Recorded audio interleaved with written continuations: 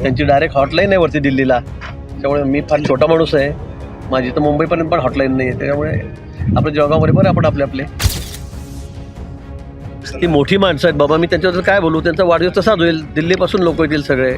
मी त्याच्याबद्दल काय जास्त टीका टिप्पणी करू. मुळात मी हे स्पष्ट करू इच्छितो की मला भाजप प्रवेशामध्ये आता इंटरेस्ट राहिलेला नाही. मी शरद पवार साहेबांबरोबर आहे आणि शरद पवार साहेबांबरोबर राहील. गिरीश महाजन जे आता या ठिकाणी बोलले की मी फार लहान माणूस आहे, ही गोष्ट खरी आहे की गिरीश महाजन फार लहान माणूस आहे. दिल्लीला मी गेलो होतो त्यावेळेस मी गेलो म्हणजे मी स्वतःहून गेलो नव्हतो. माननीय अमित शहा यांनी मला फोन केला होता, मला त्यांनी दिल्लीला बोलवून घेतलं होतं.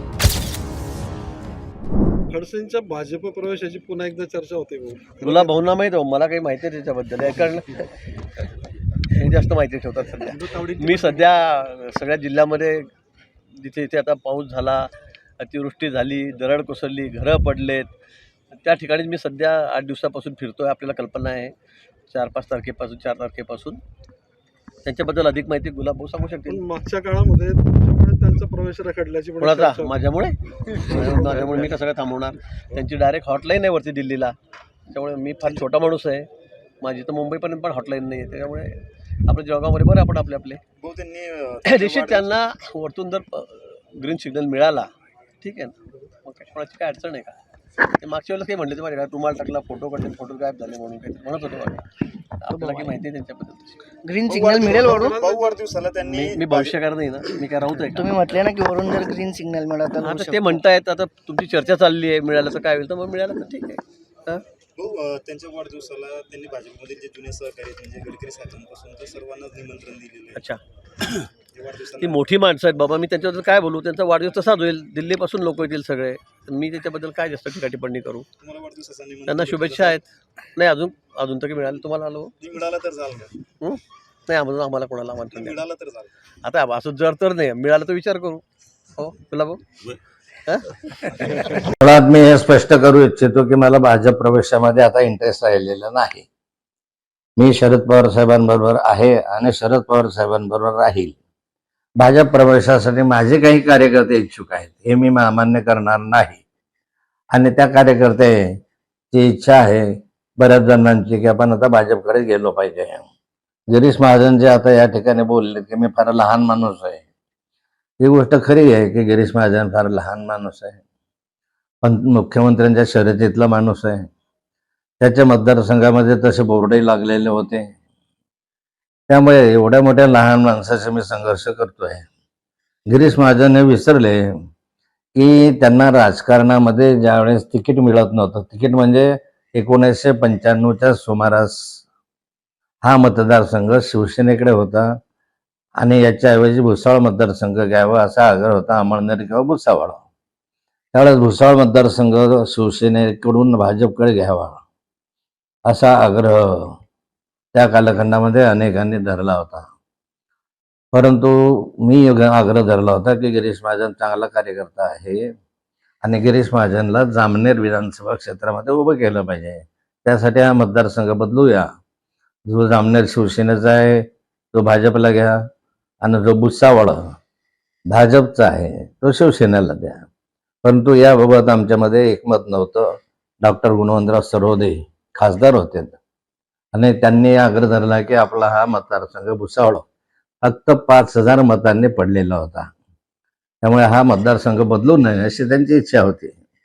आणि प्रमोद महाजनांची इच्छा होती की हा मतदारसंघ जामनेर मतदारसंघ हा मराठा बहुल मतदारसंघ आहे. त्यावेळेस विनोद तावडे वगैरे सगळे आम्ही हजर होतो. मराठा बहुल मतदारसंघ आहे, या ठिकाणी येणं अवघड आहे.